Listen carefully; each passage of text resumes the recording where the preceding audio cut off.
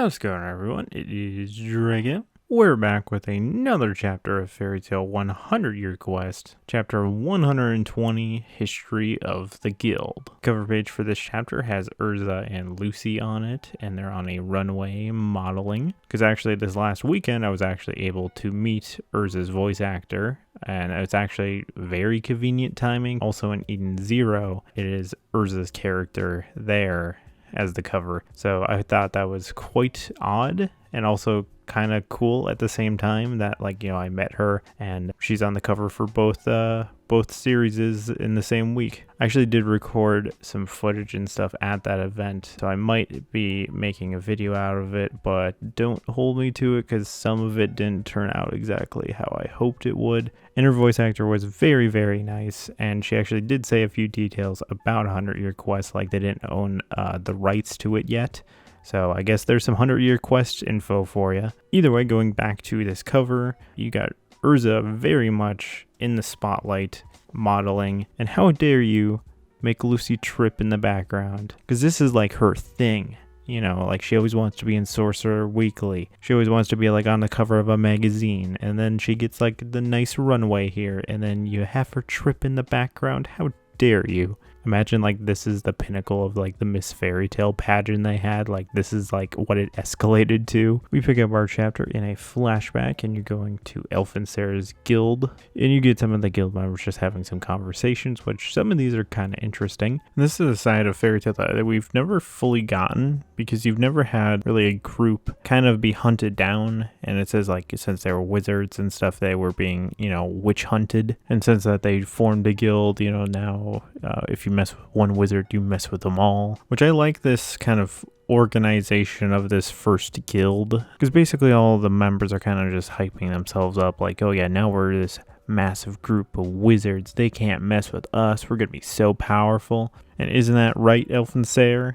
And then they turn to him, which this is where Makau must have gotten it, because he's like, I told you to call me master, how dare you not call me master. I like his foundations for starting the guild here, because he's like, we're not going to be some rubbish wizards, and if we don't function as an organized group, we won't be recognized as part of society. They're all like, we've been persecuted for the longest time, why do we want to be part of society? Which is very Makarov-y, because he's like, this power that we got called magic, you don't even understand the true meaning behind it. That it's not a power for cursing people or for harming people. This power that we have is meant to be able to help the powerless. If we don't use it for good, there's going to be no future for us anyway. I do kind of love that he pulls out the job request. I guess this is quote unquote the first magic job request. I guess that's a pretty good way to entice the people. If they don't want to do it for the common good, you can do it for money as well. I like that this was basically the backstory to the guild system as a whole, and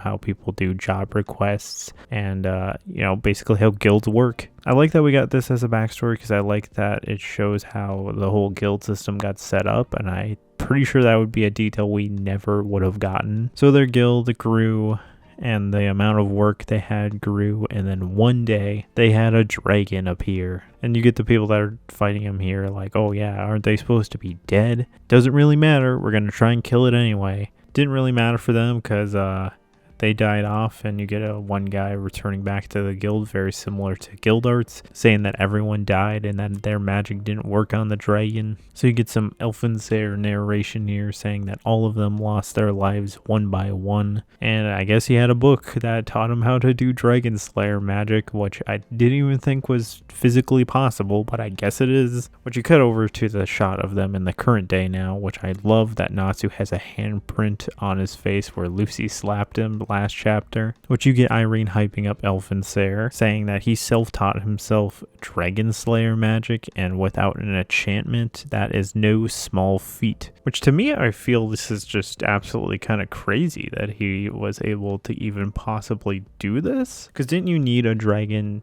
to, bestow a little bit of their power on you to even, be able to use Dragon Slayer magic? And kind of interesting, you get an additional detail with, Irene saying with an enchantment, which I guess makes sense because, Wendy does it to, her friends and stuff like she did with Urza's swords and stuff. But I'm just baffled that he self-taught himself Dragon Slayer magic. So does that theoretically mean that anyone in the world then can learn Dragon Slayer magic if you can self-teach it to yourself. So when he was finally able to fight dragons properly, the 6 dragon gods appear. And this is where you get the little montage of all the dragon gods we've seen or yet to have fought yet. Hundreds and thousands of wizards have fell before them, and Elfinser himself was able to kill the earth dragon god, but that was at the cost of his heart, and in the end he didn't actually fully kill him either. And after that battle he lost the strength to fight, and he entrusted the task of killing the remaining dragon gods to the future. I kind of love that this was basically the whole backstory to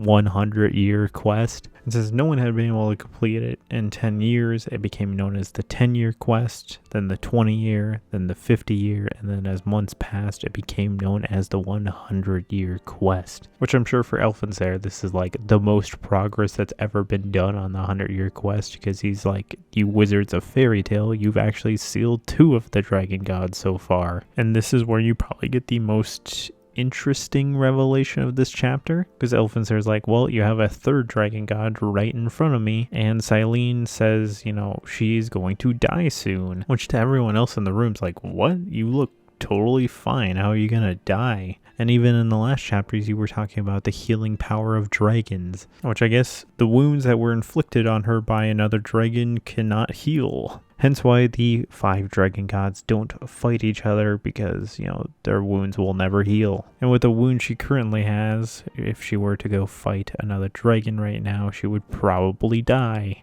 And she goes on to say, you know, I appear, you know, unharmed, but the wounds that she received from Ignia will soon claim her life, and that she thinks that they've misunderstood something, that she is actually quite fond of humans.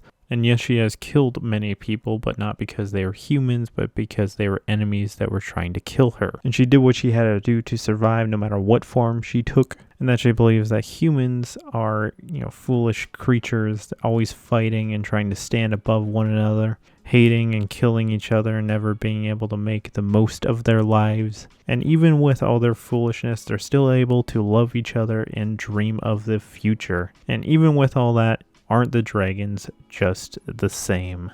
And that is why she decided the age of dragons is over and she wanted to live as a human. But to create that world, she needed to get rid of Ignia, since he has no intentions of understanding humans at all. And that's why she wanted this weapon, which we are really keeping that secret still, aren't we? Which we skip over some time a little bit here, and we pick up with Selene and Suzaku, you know, just chilling at night. Which Suzaku must have requested Selene, because she's like, well, what do you want to talk about? Which, yeah, this must be really awkward, because he's like, I want to talk about your son, Kernugi. More specifically, you know, what I did to him in the past. Which Selene handles this very well, because she's like, well, you know, that was in the past. We spoke of this before, you know, I've killed many people, you know, I won't, you know, begrudge my son's death on you. He was a warrior and he died a warrior's death, and that she loves him, but, you know, she has to accept his death as such. But probably the reason why she's handling this a lot better is because she sees a lot of Kernugi within Suzaku, and that she almost feels in spirit that he's, you know, the embodiment of him. Which, gosh dang, for the guy that killed your son,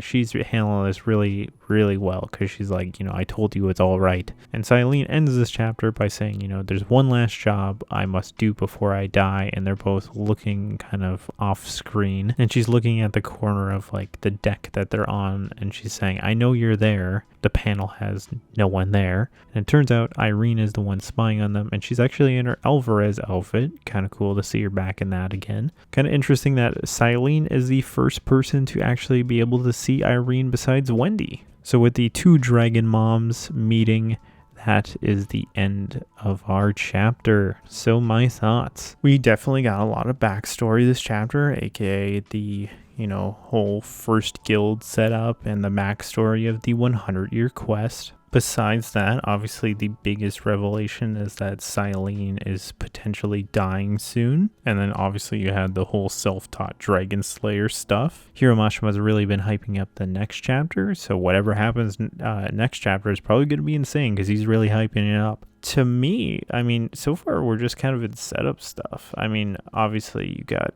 Irene spying on Selene, what was the whole goal of that? So I think that is going to be very interesting next chapter. Like, what are those two potentially going to talk about? Because I doubt she's doing this, with Wendy's knowledge. I bet you she's doing this behind Wendy's back.